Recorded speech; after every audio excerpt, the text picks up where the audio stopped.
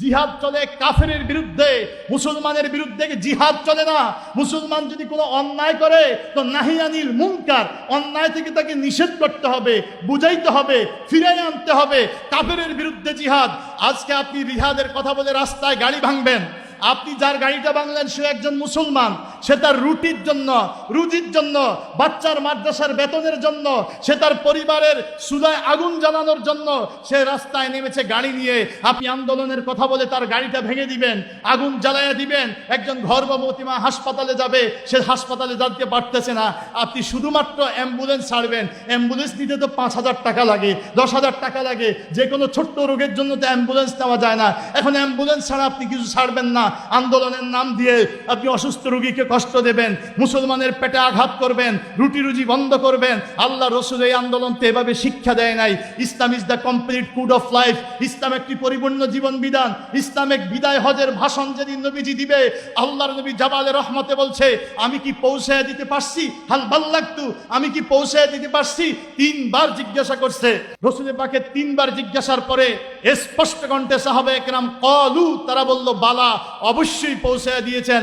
রসুল বলছে আল্লাহুম্মা শাদ, আল্লাহুম্মা শাদ, আল্লাহুম্মা শাদ। হে আল্লাহ, আপনি সাক্ষী থাকেন, আপনি সাক্ষী থাকেন, আপনি সাক্ষী থাকেন যে উম্মত বলছে আমি সব পৌঁছায় দিয়েছি। আল্লাহ বলছে আল-ইয়াওমা আকমালতু লাকুম দীনাকুম ওয়া আতমামতু আলাইকুম নি'মাতি ওয়া রাদিতু লাকুমুল ইসলাম দীনা। আমি আমার দ্বীনকে আজকে পরিপূর্ণ করে দিলাম। দ্বীন ইসলামের উপরে আমি রাদিতু, আমি আল্লাহ খুশি হয়ে গেলাম। তাহলে দ্বীন ইসলাম একটা কমপ্লিট কোড অফ লাইফ। আপনি দাড়ি খুঁজে পান না ইসলামের মধ্যে, আপনি টুপি খুঁজে পান না। আপনি দেখেন মা আতাকুমুর রাসূলু ফাখুযুহু ওয়া মা নাহাকুম আনহু ফান্তাহু। আল্লাহ বলছে রসুল যা নিয়ে আসছে আঁকড়ে ধরো, এটা গ্রহণ করো। রসুল যা নিষেধ করেছে সেখান থেকে বেঁচে থাকো। হযরত হুযায়ফাতুল ইয়ামান পারস্য সম্রাটের সামনে খাইতে বসে একটি খাদ্য লুকমা দিতে যায়া প্লেটের বাহিরে পড়ে গেছে, দস্তরখানের উপরে প্লেটের বাহিরে পড়ে গেছে। পারস্য সম্রাট সামনে একজন মুসলমান চোখের ইঙ্গিতে বলেছিল হযরত হুযায়ফাতুল ইয়ামানকে, খাদ্যটা উঠাবেন না। ইশারায় বুঝাইছে যদি আপনি উঠাইয়া খান, যেহেতু এরা কাফের মুশরিক, এরা তো আর মুসলমানের এই সুন্নত টুন্নত বুঝবে না, বলবে যে এরা খুব নিচু মানের লোক, এরা বংশ খুবই নিচু, শিক্ষা দীক্ষা তেমন নাই। এই পড়া তুচ্ছ খাবার, আমাদের কত টনে টনে খাবার আমরা ফেলে দেই, আর একটা তুচ্ছ খাবার পড়ে গেছে এটা আবার উঠাইয়া খাবে। অতএব আপনারা এরা ছোট ভাববে, তুচ্ছ ভাববে। চোখের ইশারা দিছে আপনি এটা উঠেন না। হযরত হুযায়ফাতুল ইয়ামান রাদিয়াল্লাহু তাআলা আনহু, নবীর সাহাবী, সাথে সাথে খাদ্য কণাটা উঠাইয়া মুখের সামনে নিয়ে বলছে আতরুকু সুন্নাতা হাবিবি লিহাউলাইল হুমাকা। ফারস্য সম্রাটের সামনে বলতেছে লিহাইলাইল হুমাকা। এই অজ্ঞ যিনি আদর্শ চিনে না, শ্রেষ্ঠ আদর্শ মুহাম্মদুর রাসূলুল্লাহ, কিয়ামত পর্যন্ত সকল মানুষের মুক্তির দিশারি, পৃথিবীর মুখে আদর্শ মহামানব, তার যেই সুন্নাত সম্পর্কে তার কোনো জ্ঞান নেই, যেই আদর্শ সম্পর্কে হুমাকা, অজ্ঞ, মূর্খ, গর্দভ, গাদা, লিহাহুলাইল হুমাকা। ওই হুমাকা কি ভাববে? এজন্য আতরুকু সুন্নাতা হাবিবি, আমি কি আমার হাবিব, আমার রসুল, আমার প্রিয় সাফায়াতের কান্ডারি, আমাকে আদর্শ যিনি দেখিয়েছে তার সুন্নত আমি ছেড়ে দেব? একটুকু খাদ্য উঠাইয়া খাওয়া, সেটা বাদশাকে পরোয়া না করে সুন্নাতের উপরে অটল রয়েছে, সেটাই সাহাবায়ে কেরাম। আল্লাহ বলছে মা আতাকুমুর রাসূলু, আমার রসুল জানিয়ে আসছে তা আঁকড়ে ধরো। আমার রসুল বলছে ওয়াফুল্লুহা, দাড়ি লম্বা করো। আমার রসুল সব সময় দায়মান মাথায় টুপি রাখতেন। টুপি শুধু নামাজের সুন্নত না, আমরা অনেকে মনে করি শুধু নামাজের সুন্নত, কিন্তু শর্ষিনা শরীফে আসো, শর্ষিনা শরীফে আলেম নয় শুধু, সর্বসাধারণ ভক্ত মুহিব্বিনকেও শিক্ষা দেয়, সকল মুসলিম জাতিকে শিক্ষা দেয়, সদা সর্বদা মাথায় টুপি রাখো। এজন্য ভাইরা আমার, ছাত্র হিজবুল্লাহ যারা আছো, দ্বীন কায়েমের জন্য শক্তি ব্যয় করতে হবে, সামর্থ্য ব্যয় করতে হবে, সময় দিতে হবে। আজকে ছাত্র বয়সে একদিকে শিক্ষার পিছনে সময় দেব, আরেকদিকে সংগঠনের দিকে সময় দিয়ে আমি আমার নিজকে জাতির জন্য প্রস্তুত করব। ছাত্র হিজবুল্লাহ 4 কর্মসূচি, যাকে পাবেন তার মন মানসিকতা বুঝে স্কুলের ছাত্রকে স্কুলের মতো বুঝাইতে হবে, কলেজের ছাত্রকে কলেজের মতো বুঝাইতে হবে, মেধাবী ছাত্রকে মেধা দিয়ে বুঝাইতে বুঝাইতে হবে, একটু কম মেধাবীকে ঘটনা দিয়া কম মেধার আলোকে বুঝাইতে হবে। এমন একটি কাফেলা তৈরি করলেই এ জাতির মধ্যে দিন ইসলাম প্রতিষ্ঠা ইনশাল্লাহ সম্ভব হবে। আমার নবী তিলে তিলে সাহাবীদেরকে এভাবে ঘটছে। বদরের ময়দানে যখন 313 জন আর কাফের 1000, মুসলমানের অস্ত্র 8টা, কাফের অস্ত্র হইল 1000। মুসলমানের একটা ঘোড়াও নাই, কাফের ঘোড়া আছে 300। মুসলমানের উঠ হইল 70টা, কাফের উঠ হইল 700। কোনো তুলু নাই, আসে না। 1000 অস্ত্র আর মাত্র 8টা অস্ত্র। নবীজি খেজুরের ডাল ভেঙে হাতে দিস। আল্লাহর নবী জিজ্ঞাসা করছে যুদ্ধের প্রকালে যে এখন আমাদের কি করণীয়, কিভাবে কি করব, তোমরা কি থাকবে না যাবে? আনসারদের থেকে উঠে বলছি, ইয়া রাসূলুল্লাহ, আপনি যদি আমাদেরকে আগুনের গর্ত করে বলেন যে গর্তে ঝাঁপ দাও, আমরা তাই দেব। আপনি যদি আমাদেরকে বলেন যে সাগরে ঝাঁপ দাও, আমরা তাই দেব।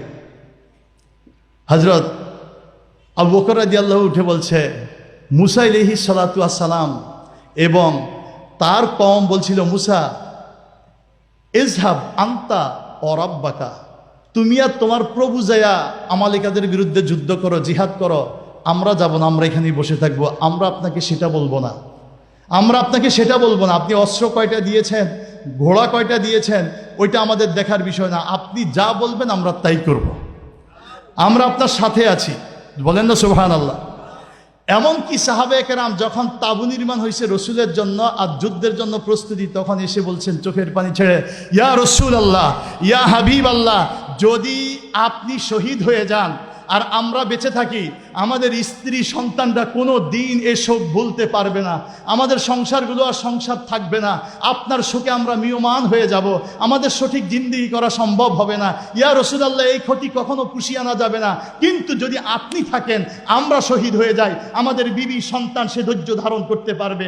আপনাকে আমরা যেমন ভালোবাসি, আমাদের রেখে আসা ভাইগুলো, স্ত্রীগুলো, সন্তানগুলো তাদের জীবনের চাইতে আপনারে বেশি ভালোবাসে। অতএব আপনি যদি হারিয়ে যান, আমরা বেঁচে থেকে লাভ নাই, বরং আমরা হারিয়ে গেলে আপনি যদি বেঁচে থাকেন তারা সব পাবে, তারা সব পাবে। আপনি থাকলে সবই তারা পাবে। অতএব আপনার প্রতি অনুরোধ, যখন দেখবেন ময়দানে আমাদের গর্দানগুলো উড়ে যাচ্ছে একে একে, আমরা 313 জন, অস্ত্র মাত্র 8টা, ওরা 1000 অস্ত্র, যখন দেখবেন গর্দানগুলো উড়ে যাচ্ছে, তখন আপনি মেহেরবানি করে পিছনের দিকে যা মদিনায় চলে যাবেন। মদিনায় গেলে আমাদের ভাই, আমাদের স্ত্রী, আমাদের সন্তান আপনাকে বুকে আগলায় নেবে। মদিনা আবার প্রতিষ্ঠিত হবে। আপনি শহীদ হতে আসবেন না, আপনি মদিনা চলে যাবেন। কিন্তু আমার রাসূল আলাইহিস সালাতু ওয়াস সালাম, আপনারা জানেন উহুদের ময়দানের চরম বিপর্যয় লগ্ন, নবীজি কিন্তু 1 ইঞ্চিও পিছনে যায় নাই। নবী বলছে, আনা নবিয়ুন, আমি এমন এক নবী, লা কাযিব, যিনি মিথ্যাবাদী নয়। আনা ইবনু আব্দুল মুত্তালিব, আমি পৃথিবীর শ্রেষ্ঠ খানদান আব্দুল মুত্তালিবের বংশধর, আমি মিথ্যাবাদী নবী নয়। নবী সামনের দিকেই গেছে। ভাইয়েরা আমার, রাসূলকে সাহাবায়ে কেরাম যেই ভালোবাসাটা ভালোবাসতেন, সুন্নতকে ভালোবাসতেন, আজকে ইসলামের দাওয়াত দেয়, নিজের দেহের মধ্যেই সুন্নতটা প্রতিষ্ঠা করতে পারে না, নিজের দেহে ইসলামটা প্রতিষ্ঠা করতে পারে না, নিজের জীবন ব্যবস্থায়, অর্থনৈতিক জীবন ব্যবস্থায় সুদমুক্ত অর্থনৈতিক জীবন ব্যবস্থা কায়েম করতে পারে না, তারা বাংলাদেশে ইসলাম প্রতিষ্ঠা করে ফেলবে। দাখিল পাশ করা ছাড়া কামেল পাশ করা যায় না, কথা কন। পঞ্চম শ্রেণী পাশ করা ছাড়া বিএ পাশ করা যায়? যদি কেউ বিএ পাস, এমএ পাস করতে হয়, তাকে পঞ্চম, অষ্টম, দাখিল, আলেম, ফাজেল পাস করতে হবে। কথা কন ঠিক না বেঠিক? তাহলে ব্যক্তি ইসলাম প্রতিষ্ঠা না করে, সমাজে ইসলাম প্রতিষ্ঠা না করে তুমি দেশে ইসলাম প্রতিষ্ঠা করবে, এটা অধিক কল্পনা। এটা শুধুমাত্র গদি দখলের একটা চিন্তা ভাবনা হতে পারে। এজন্য জগতের আল্লাহওয়ালা সারসিনা, ফুরফুরা, জনপুর, সোনাকান্দা, সারা বাংলাদেশ নয়, পৃথিবীর বুকের সকল আউলিয়া কেরামের সাধনাই হইল ব্যক্তি সংশোধন, সমাজ সংশোধন, রাষ্ট্র সংশোধন। আমরা এই দিনই মাদ্রাসা করেছি, ছাত্র সংশোধন হবে, আলেম হবে, ইমাম হবে, ওদের দ্বারা মুসল্লি সংশোধন হবে, ওদের দ্বারা এলাকাবাসী সংশোধন হবে। ইনশাল্লাহ বাংলাদেশে একদিন ইসলামের সূর্য উঠবে। এজন্যই আমরা বলি, আগামীর দিন বাংলাদেশ ছাত্র হিজবুল্লাহর দিন, ঠিক না বেঠিক? বাংলাদেশ ছাত্র হিজবুল্লাহর মাধ্যমে এদেশে ইসলাম আসতে পারে, ঠিক না বেঠিক? এদেশে এই রসুলের সুন্নাহ কায়েম হতে পারে বাংলাদেশ ছাত্র হিজবুল্লাহর মাধ্যমে, ঠিক না বেঠিক? তার জন্য বদরের ময়দানের সাহাবীদের মতো আমাদেরকে প্রস্তুত হতে হবে। সুন্নতের রঙে রঙিন হয়ে একদিকে পড়াশোনা করব, আরেকদিকে সংগঠনের পথে ঝাঁপিয়ে পড়ব। রাজি আছি তো ইনশাআল্লাহ? আল্লাহ আমাদের কবুল করুক, আমিন।